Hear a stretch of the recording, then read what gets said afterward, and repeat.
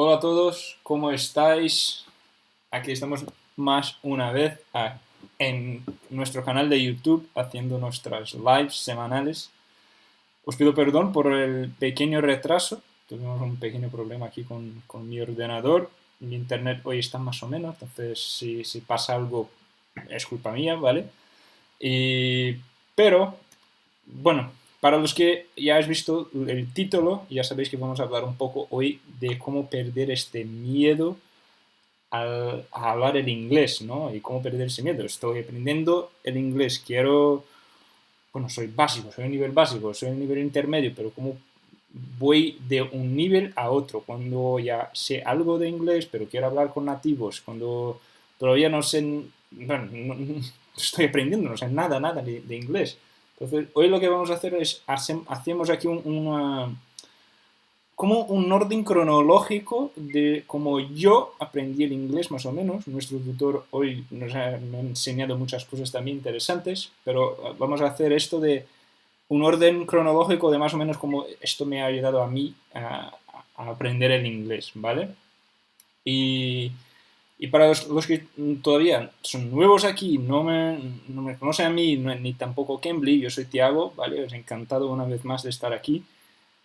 Cambly, para los que todavía no conocéis a nada, es una plataforma que conecta tú que estás aprendiendo a hablar inglés o quieres mejorar tu nivel, entonces conecta tú con un tutor nativo, ¿vale? Esto de Estados Unidos, de Inglaterra, de Australia, lo que sea, del acento que quieres escoger tú y quieres mejorar. Y lo hacemos esto de manera personalizada, ¿vale? Esto que estás mirando aquí es cómo es nuestras clases, cómo son nuestras clases, ¿vale? Entonces, esto va a ser una clase básicamente de cómo perder este miedo, ¿vale? Será totalmente en inglés, pero si queréis poner los comentarios o tenéis dudas que poner ahí en español, no pasa nada, podéis ponerlo ahí. Y no os olvidéis de poner sus dudas, todo, poner un like aquí también y comparte con tus amigos, que esto creo que va a ser algo muy interesante, ¿vale? Y bueno, ahora vamos a cambiar al inglés, ¿vale? Los que ya más una vez, si queréis aquí, poner en los comentarios, podéis poner en castellano o en inglés o lo que sea, ¿vale? Y hay también una otra cosa, que estamos con, para los que queréis empezar a hablar inglés, estamos aquí con un código promocional, LIVEHISPANIC, estamos aquí en todas nuestras lives para que podáis empezar y ganar su primera clase gratuita, ¿vale? Y aquí abajo también hay la descripción del enlace donde está el perfil de Gui, nuestro tutor de hoy. Entonces, si queréis coger una clase con él, va ahí, tiene aquí en la descripción todo lo que necesitas para esto, ¿vale? So now we're going to speak in English. Let's take a time to change a little bit. And so, Guy, um, thanks for having us here and having this class today. And well, present yourself. Say hello to everybody. Say if you want to say anything for everyone who's watching us here. Sure. First of all, it's my pleasure to be here once again. Thank you, Tiago, for hosting this live session. Thank you, Cambly, for the opportunity, as always. My name is Gui.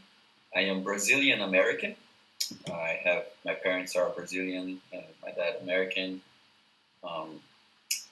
I've been on one live lesson before and it was a lot of fun. We had great questions from the students, so I'm looking forward to your questions. To give a bit of my background, I went to fine art school in Miami. It's called New World School of the Arts. It's a small school, but with a very good program focusing on arts, from the fine arts to theater, music, dance. I focused on the fine arts aspect. I graduated in painting and drawing with the minors in art history. So I love talking about arts, art history, culture itself, for the students who might be watching and maybe are also interested in these topics. Maybe you are an artist yourself and you would like to improve and expand your vocabulary in this field. I love teaching specific vocabulary, techniques, just words that we use commonly within the arts. And I also enjoy sports and entertainment, talking about politics. We can talk about anything, really. But yeah, that's a brief summary, I guess, about myself. I've been teaching on Cambly for roughly 8 to 9 months, and it's been great. So, hello. Yeah, it's been a great journey so far. Yeah, it's been great. And let me just ask one question here for the people who just gave us a question. And Igor Paz. Igor, me has preguntado si Cambly necesitas tener algún nivel de inglés para empezar a hablar en Cambly. Y la verdad es que no. Si tienes un nivel muy básico y quieres aprender, por ejemplo, bueno, no sé nada de inglés, pero quiero aprender, puedes buscar por tutores que hablan el castellano. También puedes poner ahí en la parte de búsqueda, poner español y vas a ver todos los tutores que hablan español. Entonces podéis practicar esto poco a poco y ir ganando la confianza para continuar a aprender, ¿vale? Entonces, si no necesitáis tener un nivel ya alto para empezar, podéis empezar desde cero, ¿vale? Solo hay que buscar los tutores que hablan español para que os podáis ayudar y mejorar aún más, ¿vale? So let's get back to it again. I'm sorry for It's okay. Thanks, Igor, for the question. So, I prepared something that we were discussing this earlier, and that was something that we're going to give you guys a list of tips that helped me when I was learning English, and Guy can help us a little bit more with that. And there's 8 tips that we're going to give you. So 8 tips that we are going to give that it's something that you will pass or experience in some way during your experience learning English. And I think that's it's normal. Maybe everyone is here identify with one of those. So I think we can maybe start with the first one that I put it, that it's feeling ashamed, right? Feeling shy when you don't know how to speak the language, you don't know anything, and you feel shy, te sientes con vergüenza de hablar. And I think there is a thing that, what do you think about it, Gid? What is your experience when people come to you and say that they are shy, or they feel ashamed to talk with anyone else or to use English in their daily lives? Right, this is very common.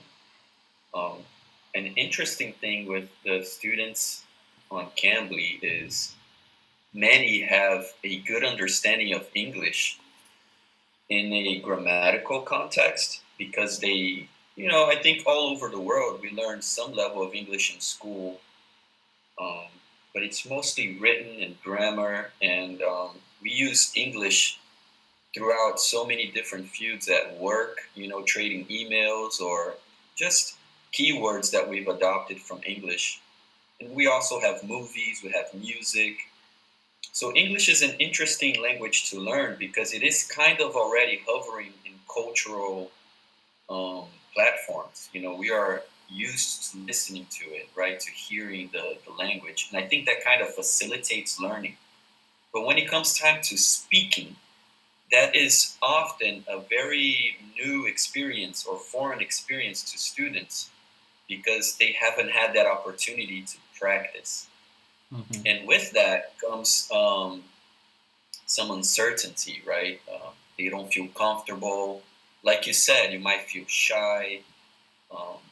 And that's very common between most of the students, especially if the student already has a shy personality, right? He's already introverted.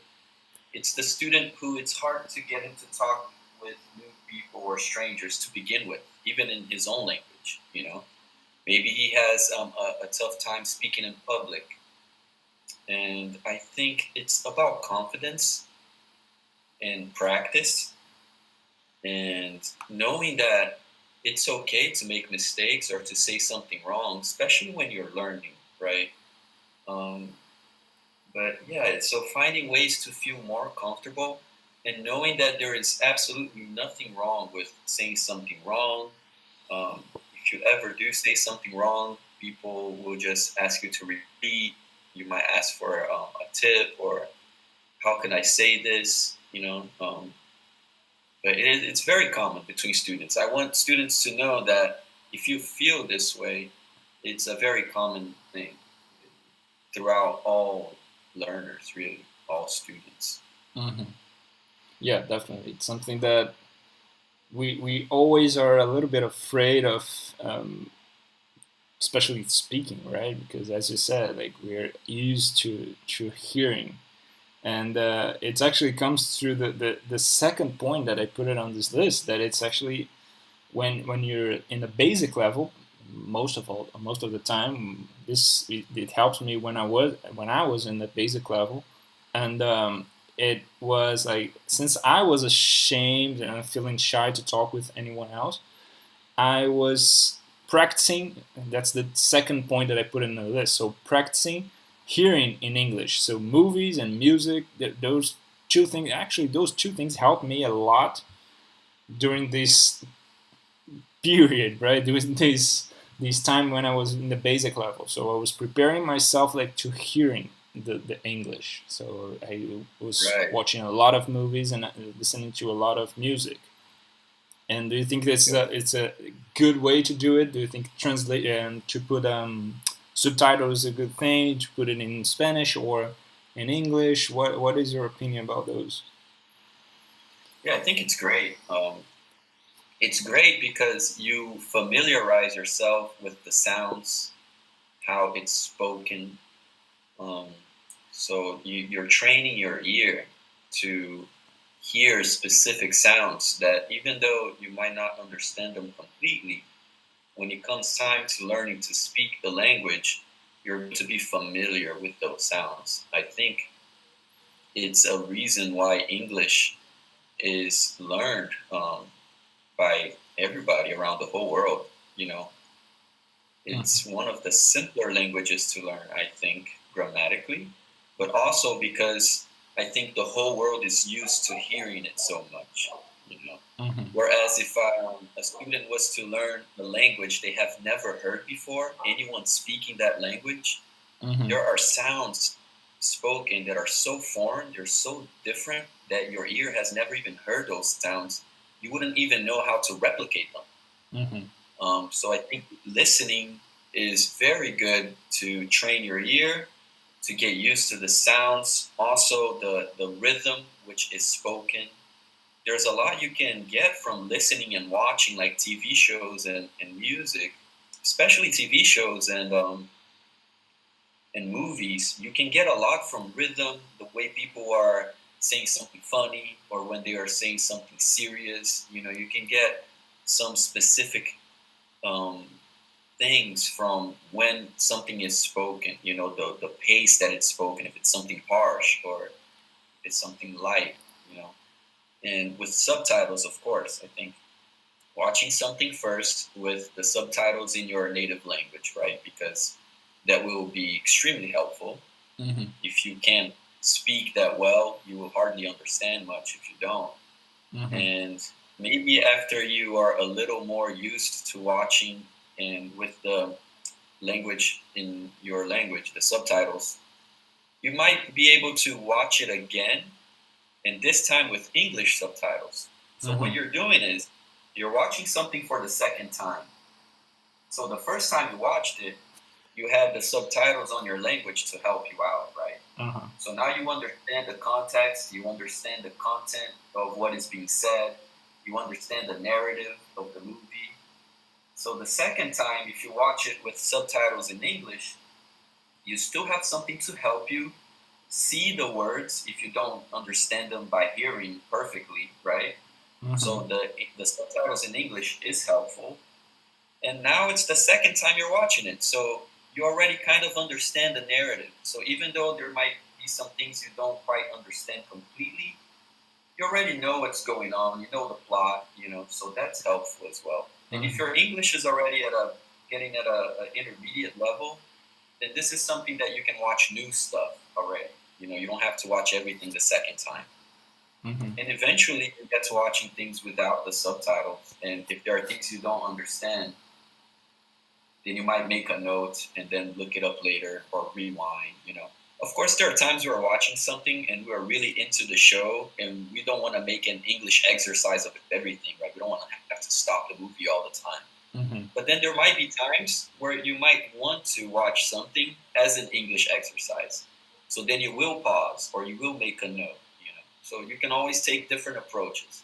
So I think it's cool to sometimes watch something, cartoons for kids, because cartoons are made for kids who are learning the language. Yeah. So I watched a lot of cartoons when I was young, you know, just as you who was watching at home probably watched in your language cartoons. And Mm-hmm. that's an integral part of learning a language, you know. So That's true. yeah, I think they're all good. Yeah. That's true. Yeah, Sure. that helped me a lot actually. The cartoon for kids was one of the things that helped me a lot when I went before going to movies and Netflix stuff, or I was watching kids for programs for kids. So that's one of the things that made me understand more because they were more like a paused English. They were speaking like a basic level, and then it's a nice way to learn a new language watching programs for kids. So it's how Yeah, for sure. we learn how to speak our native language. So we learned about that by being patient and learning. When you see back, people are getting I think that people got a lot of anxious about it because they think they have to learn a new language in just like 1 year, and then you come back to what how you learn your native language. You develop that for like years, so it takes time and takes effort to learn it. So it is a good way to watch Right. it. Let me just give one message for everybody. Para todos los que estáis en Instagram, ahora mismo vamos a cambiar, ¿vale? Vamos a continuar nuestra live solamente en YouTube. Entonces, lo que estáis en Instagram, estáis ahí viendo nuestras lives en la parte de lives de Instagram, cogen en nuestra bio, hay un enlace que pone el enlace para aquí, para live de YouTube, ¿vale? So, everybody who's watching us on Instagram now, just go over to our link in the bio description, and you have a link for the YouTube channel where we are going to continue this live. Okay, so go there right now. Yeah, so nice. Let's continue. Yeah, please. What you were saying before? Oh, I was just going to add that on learning languages, right? Remember when you were a little kid and you're in kindergarten, you know, you're in preschool, you are starting to learn the very basics of like how to put together a word. You know, you don't really know much of grammar or syntax, but you're already learning how to say some sentences, right? So when you get home, you might say, "Hey, Mama, I'm hungry," right? Mm-hmm. You learn this by conversation, by hearing, by context, by learning a phrase and understanding what that phrase means, right? So if you say, "Hey, I'm hungry," you know that some food is going to come your way soon enough, right? Mm-hmm. Or I'm tired, put me to bed. And I think that's the interesting thing about conversation and Cambly. It's because we have platforms and tools that, of course, teach you some grammar and teach you some syntax. There's a lot of lesson plans so that you can learn this aspect as well, which is very helpful, right? Mm-hmm. It's the structure of the language. But mostly important, when you're a kid, you learn English or you learn any language by speaking, by learning phrases. And if I say this, this is what it means, and this is how I put a thought together. And I think that's the interesting aspect of learning English, not only on an English course or English school where you're learning all this structure, but learning through speaking. You know, even if you're not super knowledgeable of grammar, you know, a lot of times you're going to travel. Let's say you're going to London, you're going to Australia, and you don't have that much time to prepare, you know. Mm-hmm. How much helpful will it be to learn a bunch of grammar? Mm-hmm. It's way easier for you to learn maybe 10 sentences that are very often used. So Mm-hmm. when you get there, you know how to ask for some food, you know how to get to your hotel. If you're lost, you can get, you know, some advice. Mm-hmm. So this is an interesting aspect of learning language. through conversation. You're learning phrases, you're learning ideas, you're learning thoughts. Mm-hmm. Yeah. Yeah. That's true. And it comes to a very interesting. I just saw an interesting comment here. One question that is from Michael Cuevas. I don't know if you say Michael or Michael, so Michael Cuevas or Michael. So he asked a very interesting question: that how can I stop translate in my head before I speak?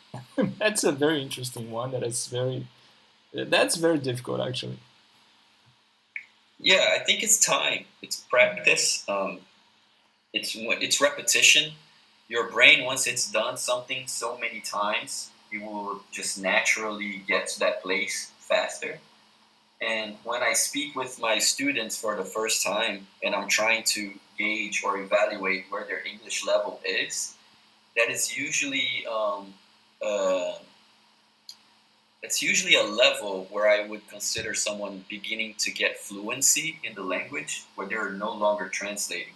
I have students who are very knowledgeable of English, but they still translate all the time, because I'll ask them a question and I can see it. They're working out in their brain. Oh, I can see this, and some students might not even have that extensive vocabulary, but they are already gravitating towards English thoughts and sentences. Mm-hmm. And I think it comes with what I was saying before also, like learning these ideas in English, not only words and how they relate to your native language, because then you're always doing this translation game.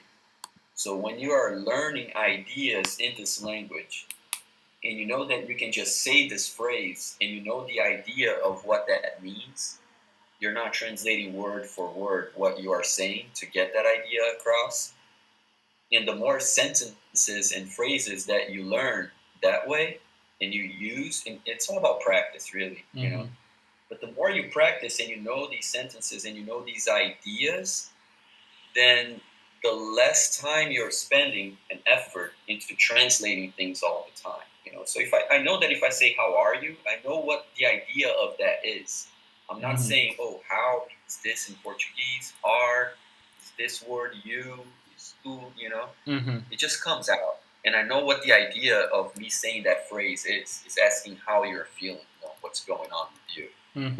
And that's one silly example. But the more you learn these phrases and answers as well, I think they naturally start coming out faster. Yeah. So you're spending less time translating. They just kind of like are trigger phrases. Yeah, that's true. It's really about practice. Yeah, it's using English as much as you can. Conversationally. That's true. That's definitely true. I will start to put here in our chat. Everybody will be able to see it here in the chat right here.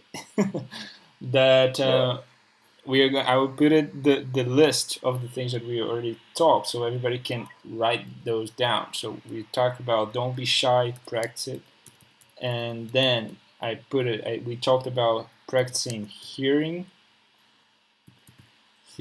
in English, so it's something.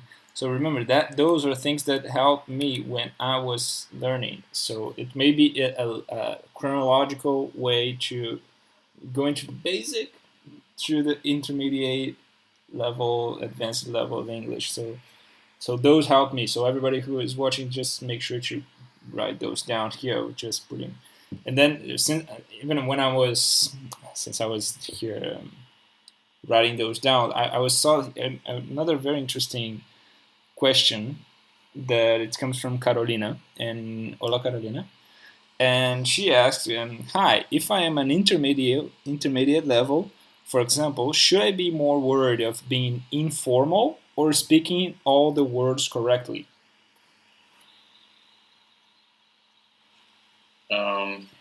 Depends on context. Who are you speaking with, right?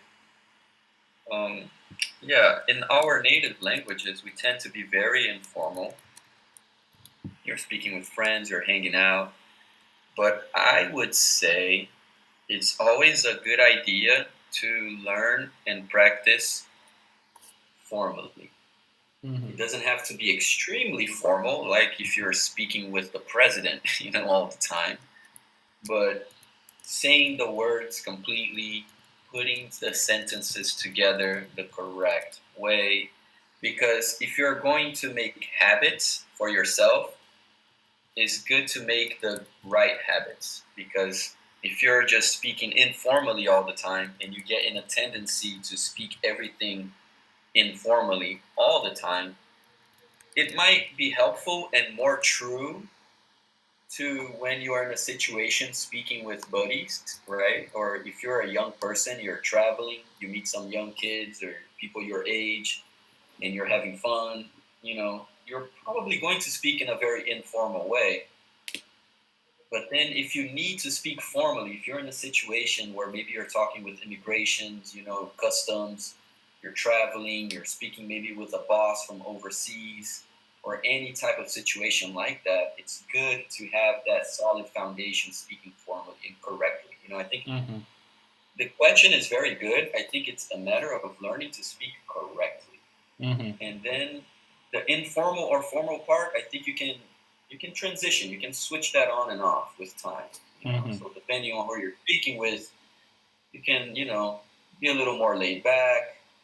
But I think it's good to make solid foundation, solid habits of speaking correctly, and learning some formal ways of speaking, especially if you're speaking with a boss, you're speaking to maybe someone's parents, someone who's older than you. But then, also during your conversations in Cambly, I tend to get informal, especially if that's the way that the class is going. You're relaxed. I have a lot of students who are young.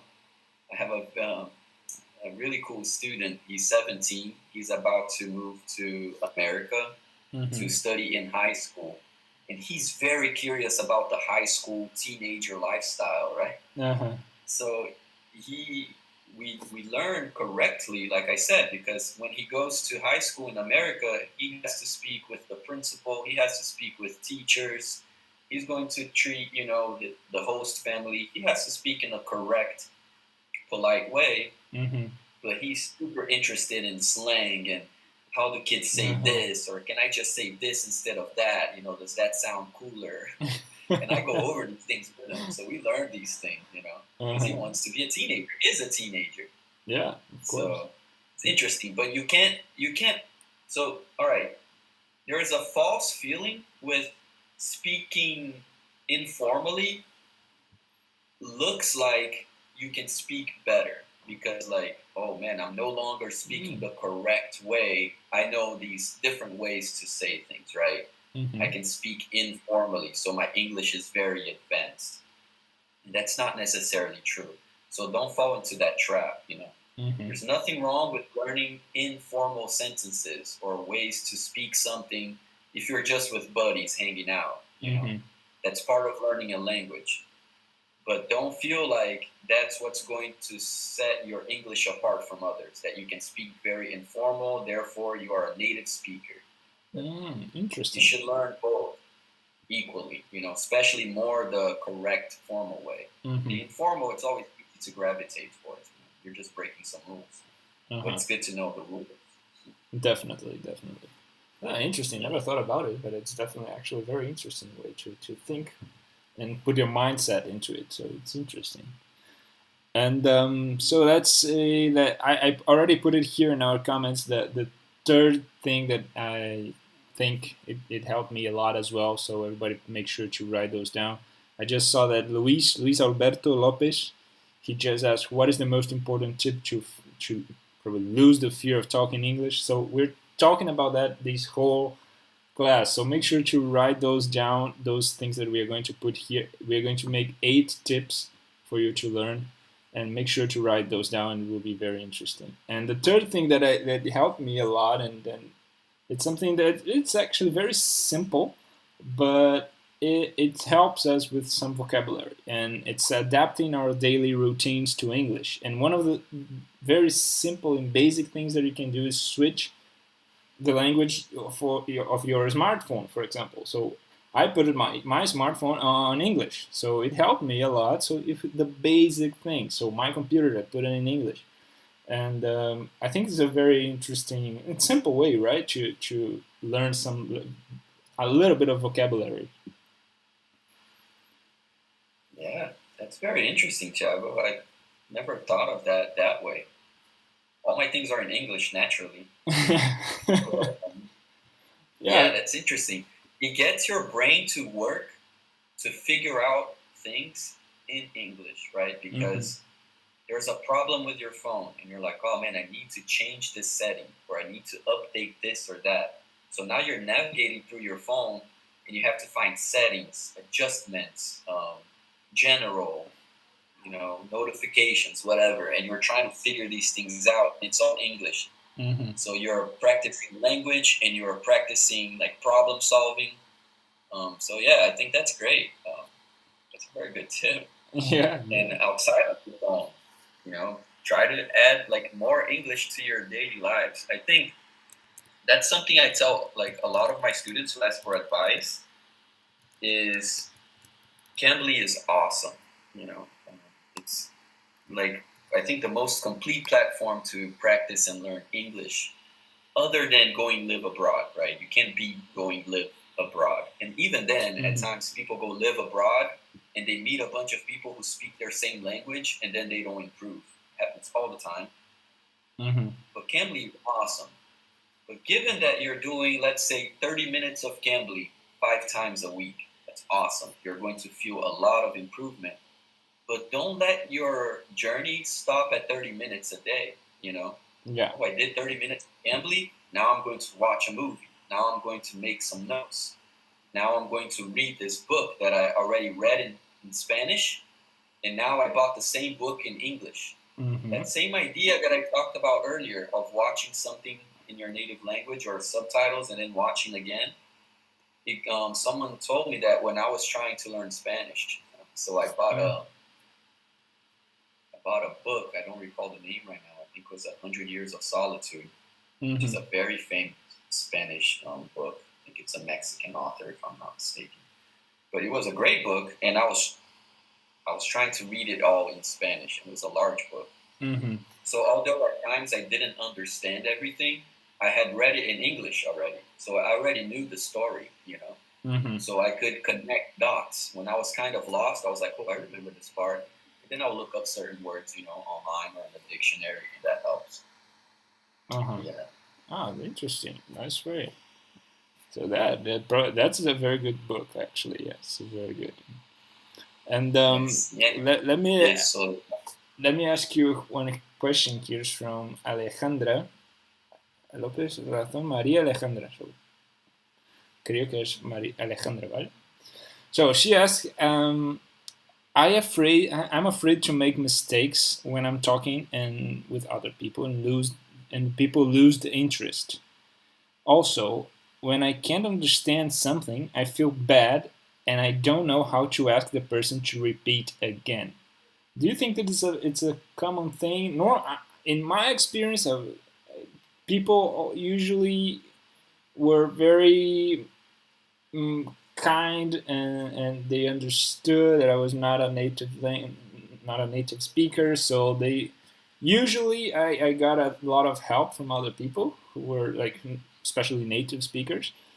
They helped me a lot when I was like when I made a very huge mistake or I was like I freeze and I was like I don't know what to say. And normally they are very kind. So, but how I don't know. What do you think about when people feel afraid of asking people to repeat again if they are not understanding? Right.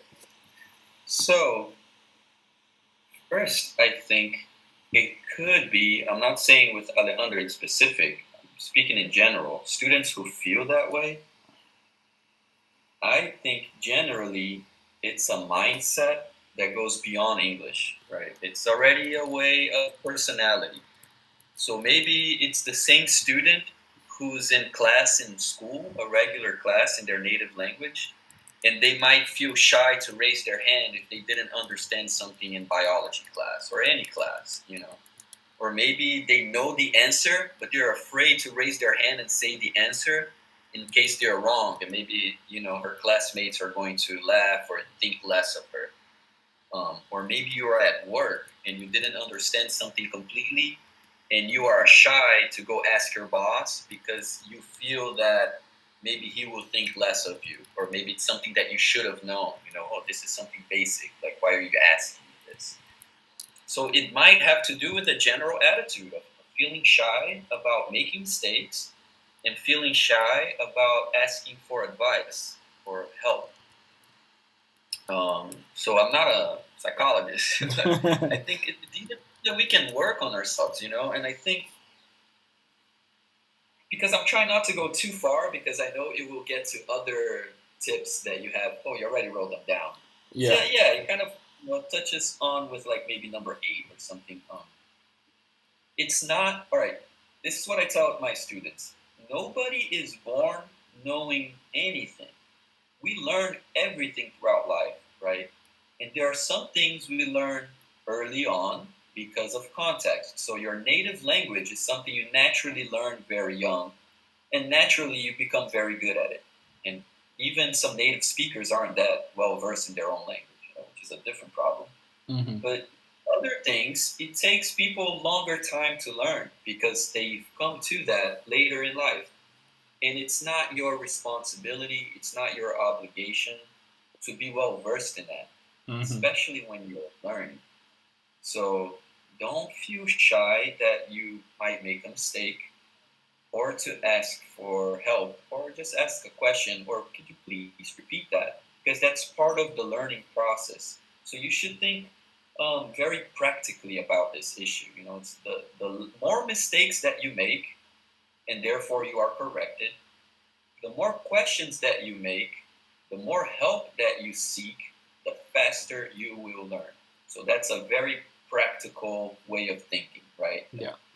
Try to detach yourself and your ego, your image, from what you are doing, because this is the thing. Language is very associated with knowledge or intellect. So I understand that sometimes if we make a mistake speaking a language, even though it's not our native language, it might feel like, oh man, this will look like I'm not as intelligent, right? Because language is intelligence, let's say. Yeah. But the truth is, it's not your first language. So try to detach that feeling. Try to detach that feeling of how will I look, or what will this make of me? Because in truth, this will make you someone who is learning. This will make you someone who is seeking more knowledge, rather than someone who is not perfect at this language. You're someone who is learning a new language, and that's something to be proud of. Exactly. Not many people can speak 2 languages. Not many people care to. Exactly. So you should feel empowered that you are trying. That's true. I don't want to go too far because I will come back to that topic on number 8 for sure. Because this is it's like a situation that I always tell my students. But yeah, so try to detach your feeling from the experience. It's the same like I was saying before. It doesn't have to be with language, but if you have to give a presentation in front of class, right? You're in university, and there's a presentation due tomorrow, and you're feeling so worried, I have to stand up in front of class and read this paper. Detach yourself and how you will look from the information on that paper. Say, hey, this is not about me. This is not about how I'm going to look or what people are going to think of me personally. This is about the information that I've come up with, and it's on this paper, and I'm just going to deliver this information to the class. If you can detach your image or how you think people will perceive you from the act, it might make it easier to just do it, and not worry. Yeah, definitely. It's something that I couldn't agree more with you. So it's I already put it here, the list of the tips, the 8 tips that we are going to talk about, just for us to have an idea, an overall idea. So we were now, let's go through we already talked, actually, the number 4 is like study the basics of English. We already talked a little bit about it. It's just understand that transition that you told us before about the formal and informal. Is just understanding the basics of the language, like going through the, I don't know, the verb to be or something very basic for us to have a small and learning those sentences that you told us, unless you're not going to have time to understand or study the full grammar, just go to learning some sentences and the basics of the language. So I think we are to talk a little bit about this number 4, and Sure. I think that the number 5 is something that it's actually very fun, and it helps a lot as well. So it's to record yourself when you were speaking, and like you could be at home, put your smartphone here and just record yourself, or in Cambly you have a very, very interesting feature that you can, all your classes are recorded for you to watch it again, so you can go back to your classes and watch all over again, so you can practice with the classes that you already took. So, and it's very helpful. People normally, I don't know, it helped me a lot, but normally people don't feel that it's very useful. So what is your thoughts about it? So, because for me it was very useful. So how do you think about this? How to record yourself can help during this process of learning English? I think it's great, and it's a great feature on Cambly, like you said. So you can practice what we call shadowing. Shadowing is when you're imitating the way that the tutor is speaking. And when you record yourself, and especially if you're watching again your class, so you have yourself speaking, right? So your example A, and then you have the tutor speaking, which is like the example B. The example B is kind of your reference, right? You're trying to shadow that reference. Mm-hmm. So when you're watching yourself, you can already pick up on things that when you're just speaking, you might not be noticing. Maybe the way that you're pronouncing a certain letter. It could be anything, the rhythm of a phrase. And then when you watch yourself, you can pick up on mistakes. Just like if you record yourself playing tennis or something, you can watch later some movements that maybe you're making, and that's why you're not getting that movement right. You can see it from an outside perspective. So that's kind of like hearing yourself is sort of the same. And when you can hear yourself and you can hear the tutor speaking, then you can compare, like, oh, he's saying the A like this, and I'm kind of sounding like that, and then you can try again and try again. Mm-hmm. So I think it's great, to record yourself.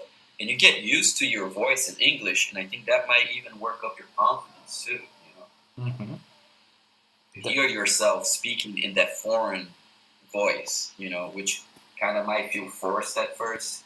Sometimes when we are learning a language, even though we know we are saying something right, we kind of guess it. We're like, is that even right? It sounds so foreign. It sounds so weird. Does that really mean that? Is that correct? It just takes time for us to get used to saying something enough and being confident that you're saying the right thing and you know what it means, and to eventually just part of your vocabulary. Mm-hmm. Definitely. It's so that helped me a lot. So everybody who's watching us here now, make sure to try that out today. Just record yourself, put it, and make I don't know, there's some social media stuff and features that you can do it as well. Like you can record yourself talking something. So make sure to that. And that's one of the things that we're going to do, talk in the number 7 tip, but it's make fun of yourself. So record yourself, make fun, and laugh of yourself. It will be very funny, and it helped me a lot, so it will probably help you as well. And let's say that I saw here a very interesting thing, an interesting comment, but I will go through that. Because it's attached with the next point that we're going to talk with. It's the number 6 tip, that it's talk with a native speaker. And there are like thousands ways where you can do that. You can do that through, I don't know, social media. You can reach out to people that you want to talk about, like on Instagram or Facebook or whatever. You can talk with those people.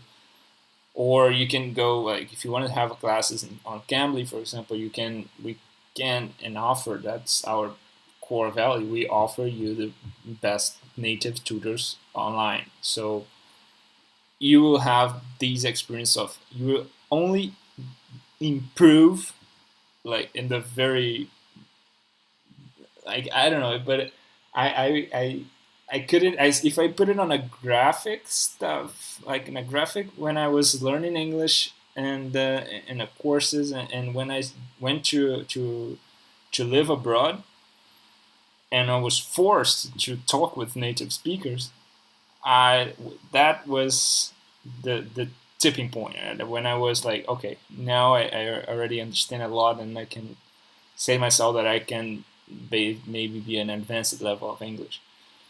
And so, what do you think about it? When people are going to live abroad, and when they are forced to talk with native speakers? So, what your thoughts about that? I think that maybe it's just one of the most important things. I think when you lose that fear and go into it. So I'm curious about what your thought about it. Yeah, it's the real deal. We learn a language. What is like the main objective of learning a new language? It's, I believe, so that potentially you could be in an environment or in a context where you're using solely that language to communicate with people who all natively speak that language, right? So you could feel immersed. So if you move abroad, if you're in a meeting at work, or if you're in any other situation, there are only Americans, let's say, for English, or from a different English-speaking country, that you can have a conversation and you understand people, people will understand you, and you will be productive. And that's the ultimate goal. So I think it's the real deal, yeah. So to get there, you need to practice. You need to put yourself in that situation as much as you can. So speaking with one tutor in English, speaking with friends who you might meet online or things like that. Or maybe if you have some friends who do speak English on a native level or like a very advanced level, speaking with them sometimes, Yeah. I think it's super helpful. And to get over that fear, like you said, it was like the breaking point, because when you go abroad, you really don't have a choice. Yes. So it's like either I get over this fear or I don't communicate, and you feel like, oh man, all right, this is it. Like, I'm really going to test myself now, and I need to get over this fear. And the funny thing about this fear, which is the whole topic of this conversation, right? And with Alejandro's question, how do I get over this fear? The funny thing is, once you throw yourself over that ledge once, the next time doesn't feel so bad. And then the third time, you don't even think about it. And by the fourth and fifth time, you're already like, there's nothing to this. This is actually helpful. This is actually productive. And no one is judging me, So I think it's also like this fear is only like in the very beginning before you actually throw yourself out there, And then once you ask someone to repeat it again, could you please say this slower? I'm learning. Or I didn't quite hear you, or I didn't quite get that. Could you please repeat it? Once you say that once or twice, and you see that people respond positively, they're like, oh yeah, no problem. And they repeat it again. They maybe explain it in an easier way to understand. And then you understand them and you're like, great, oh, okay, I got it. And the conversation keeps going. You're going to understand that that's actually very helpful, and there is nothing intimidating. There's nothing negative about that. Or when you say something you're not so sure about, or maybe you're sure, but maybe you were just wrong, right? You learned it the wrong way, and someone corrects you. But they correct you in a polite way. No, this is actually how you would say it. Or maybe it would be better to use this word in this sentence instead. Mm-hmm. And you're like, oh, thanks. And that didn't hurt, right? Yeah. That wasn't something, they didn't shame me, they didn't like laugh at me. And you're like, wow, that was actually pretty positive. And then you lose that fear. And that's when you start learning, because we learn by making mistakes. And from those mistakes, we get feedback, we get corrections. And then we make those mistakes again, and then we get feedback again, and this time it sinks in better. And we're like, okay, I've heard this before. Mm-hmm. All right, okay, I won't make this mistake again. Maybe you do, maybe you don't, but that's how you improve, right? Yeah. That's not even how you learn. That's how you improve. Exactly. Think you are learning to play the guitar. I've never played a guitar before. I'm not going to be afraid of playing the wrong note, or making a bad sound, because I don't have any feelings attached to making that mistake. I don't have my identity attached to that. If someone hears me playing a wrong note when I'm learning, no one's going to judge me. Mm-hmm. Hey, I'm learning to play the guitar. It's pretty difficult, and it's actually pretty cool that I'm learning to play the guitar. So it's kind of like the same with language. Don't feel like if you make a mistake, that's going to put you down somehow. It's not a flaw. It's actually something you're learning. You're working on yourself. So it's actually something to feel good about, even if you make mistakes. Of course, definitely. And it's links exactly to the number 7 tip, that it's make fun of yourself. Don't be afraid. Yeah. Just like laugh. When you make a mistake, just laugh, and everybody will laugh. And I mean, if you laugh of yourself, everything will be more natural, because it's. I mean, I laugh at myself until today. Normally, I know that I made a lot of mistakes, so it's. But I don't care, and I laugh at myself, and I know that I'm always improving. And I still need to improve a lot, so I need to make fun of myself. So it's a very important tip to make fun of yourself. Then you will definitely learn more. And it's these two linked. It's something that I saw here, a comment from Cecilia, and it's a very interesting, and I'm very curious about you. I'm always afraid of that, and let's see what your thoughts about it. And she asked, some people say you were proficient in a language when you were able to speak effectively over the phone. Do you agree? All right. I'm not so sure that would be the defining parameter. Like once you speak over the phone, now you're like language certified. But I think it's a good thermometer, right? It's like a good way to gauge, because then, speaking over the phone, it's a different experience. You're not reading someone's lips, right? There's a lot of noise going over the phone. Sometimes you're distracted with other things. So, I think it does show that you are acquiring a good level of language if you are able to speak over the phone. Mm-hmm. But I would agree to some extent. Like I said, I don't know if that is the one defining parameter. Like, oh, you had a 20-minute conversation over the phone and you went flawless. Now you are English certified. Uh-huh. But it is a great, it's great feedback. Yeah, you're able to do that. Definitely, it's something depends who you're speaking with and what you're talking about. I think all of that depends so much. If you're having a phone conversation with a friend and you're just talking about simple ideas and something very casual and very daily, like, oh, how are you? How have you been? How are the kids? How is work? And then you hang up. Like, that was a pretty quick, easy conversation. Mm-hmm. You might have a phone conversation where you're talking about more complex ideas. It's interesting to think about. Yeah, I think it's basically because of the since you're not able to see the person, so you're not actually like for sure, reading those lips, like as you said. I think this maybe put it in a very like I mean it's actually it's difficult actually to see that, but it's interesting to call like when I was living abroad, when people called me to like to sell stuff, everybody's received those calls from like they're trying to sell you stuff. So sometimes I just kept them on the phone for me to practice my English when I was. I mean, sometimes I was not understanding most of the things they were saying, especially because I was still learning a lot.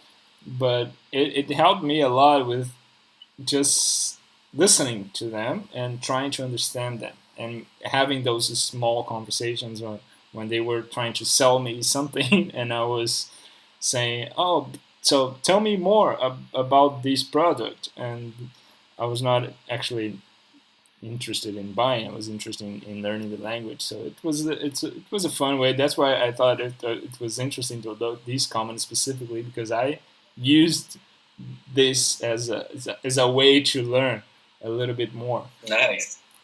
So it's pretty funny. Yeah, and then we go to our last tip here. That it's like I think it's a very, since you're making fun of yourself already. So I try to think to imagine the person that you are talking with. Sometimes like you prepare yourself to talk with the director or the CEO of your company, and when they arrive, you feel like afraid to talk with them. And it's something that I try to put this fun part into it, and trying to imagine this person speaking in Spanish, for example.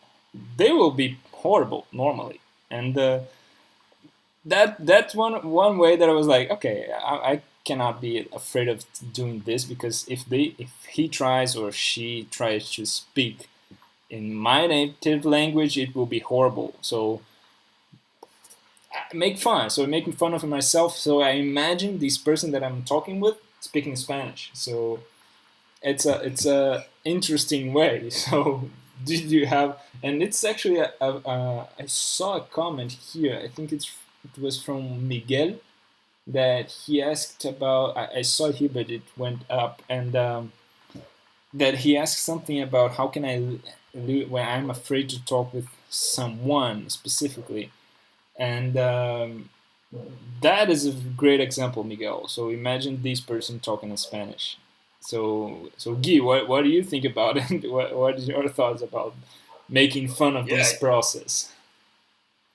Yeah, I think it's a great example. I was waiting to talk about this one. I tell this to all my students, imagine, right, that someone from a different country is coming to your country, and usually people travel and use English. It has become the universal language, at least, to like Europe and North America, South America. Mm-hmm. So you've come to this person and they're traveling, and instead of, spitting some English at you to see who else understands English and can help them out, this guy actually starts, let's say for our viewers today in Spanish, he utters out some words in Spanish. And let's say he's American. So in American, there's not a lot of like gender agreement, right? You like in Spanish or in Portuguese. So he doesn't really understand exactly how to use the words in masculine, feminine. So he says some things that are kind of wrong, but you understood what he said, right? And you're just like, wow, this guy is actually trying to speak in Spanish, instead of coming here and just speaking English, because a lot of people speak English, so it'd be much easier.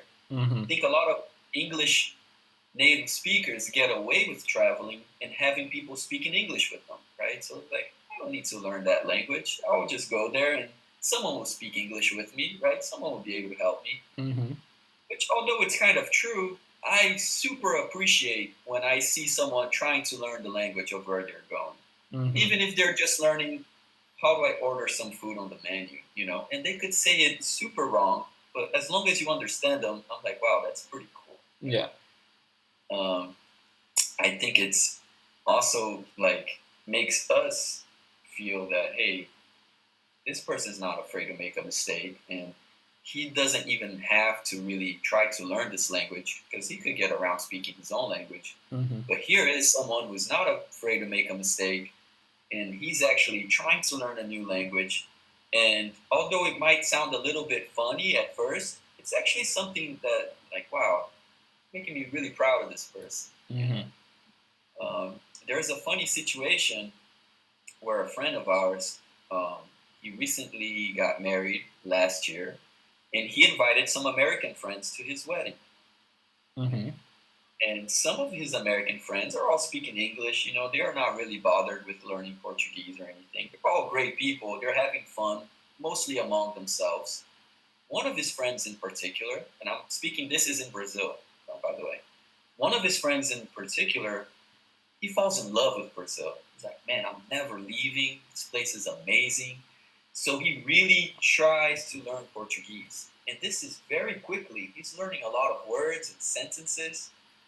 And the difference between the other American guys, which are all cool people and they're having fun amongst themselves, but this one friend in particular, he's having fun with the whole party.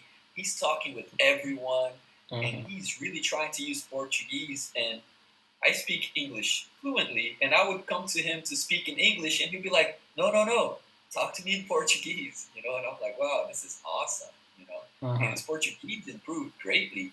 And it's just the attitude. And Portuguese is not easy to learn, So when you see someone setting that example, he felt so good about learning and wanting to learn that even though he made mistakes all the time, and you saw that didn't faze him, that didn't affect him, it was very empowering. It's very empowering when you see someone have that confidence and have that attitude, that no matter if they make a mistake, doesn't matter if it sounds funny, you're just like, man, I'm doing this. I'm learning. I'm throwing myself out there.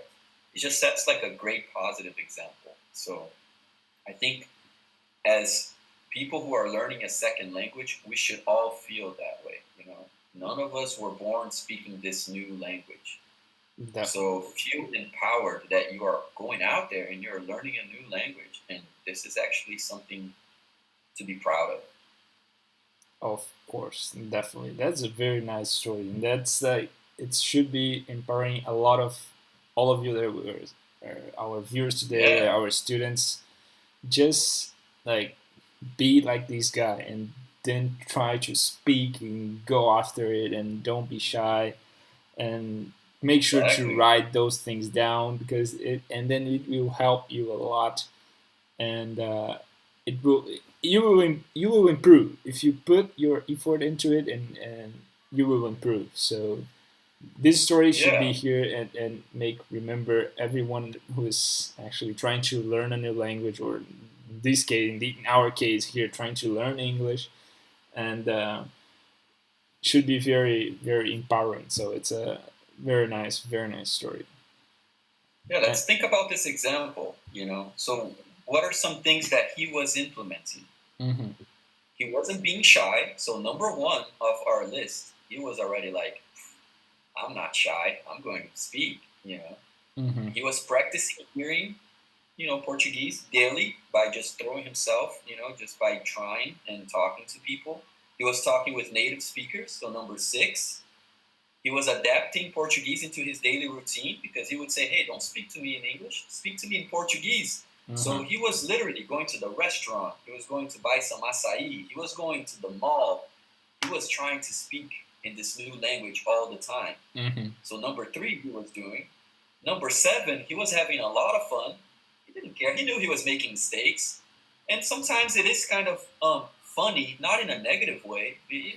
Someone says something in like a funny way and people smile and laugh, but never in a way to put you down, So that's where number 7 is so important.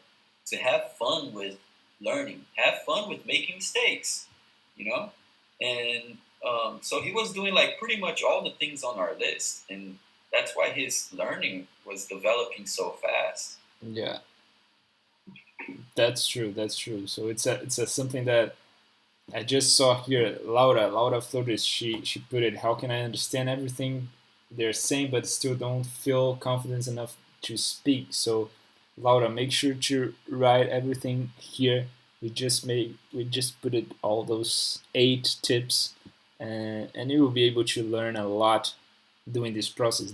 Those are my we adapt a little bit, but it was basically my chronological way of learning. So we were on a very basic level. So it's don't be shy, and then going through practicing hearing the English and movies and music and write write your doubts and everything, trying to switch the subtitles to English to Spanish.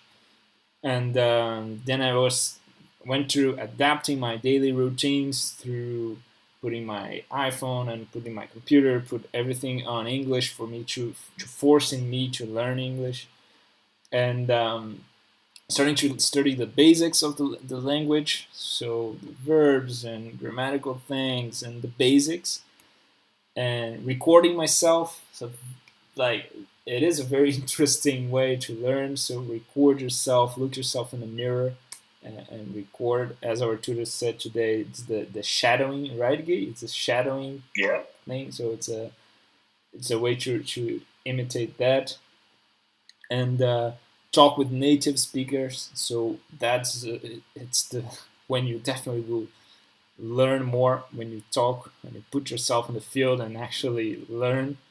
And it's when you start to talk with native speakers, make fun of yourself, laugh. Just it's normal. So don't be afraid of making mistakes. Just just learn and imagine. And the 8 tips, it's just imagine. If you were afraid to speak in English, just imagine the person that you're talking with speaking in Spanish. So then you'll be able to like make fun of yourself and then throw this fear away.